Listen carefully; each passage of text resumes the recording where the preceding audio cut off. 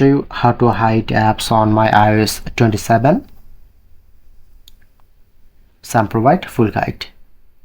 Simply open my settings, general and software update. Make sure to update my iOS 27.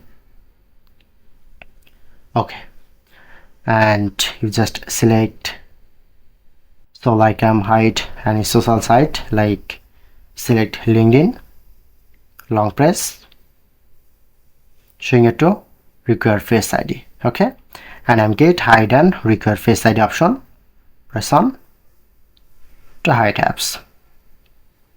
Now successfully hide these apps. And how can easily find hidden apps? Go to your app library, scroll down, showing it to hidden folder, press on to unlock, then open your all hidden apps. Open from here, or if you want to unhide, long press to don't require face ID. Okay, and just add again.